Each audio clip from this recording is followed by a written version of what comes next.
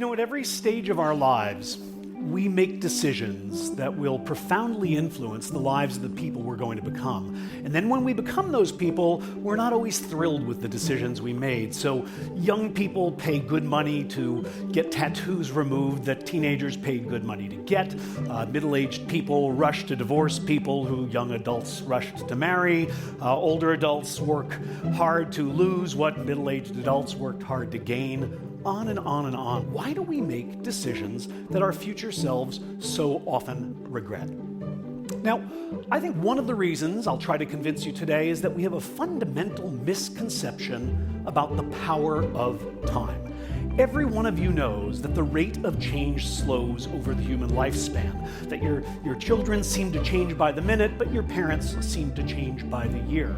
But what is the name of this magical point in life where change suddenly goes from a gallop to a crawl? The answer, it turns out, for most people is now, wherever now happens to be.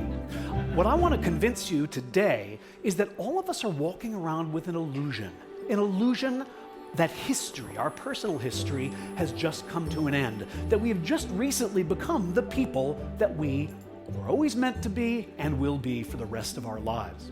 First of all, you're right. Change does slow down as we age. But second, you're wrong, because it doesn't slow nearly as much as we think.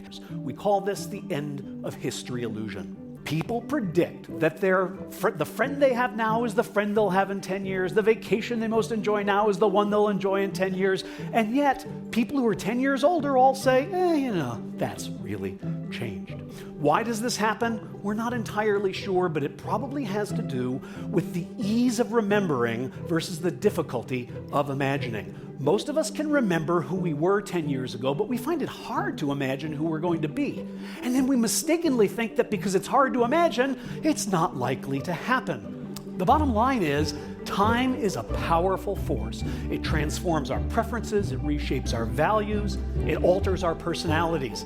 We seem to appreciate this fact, but only in retrospect. Only when we look backwards do we realize how much change happens in a decade. It's as if, for most of us, the present is a magic time. It's a watershed on the timeline. It's the moment at which we finally become ourselves. Human beings are works in progress that mistakenly think they're finished. The person you are right now is as transient, as fleeting, and as temporary as all the people you've ever been. The one constant in our life is change.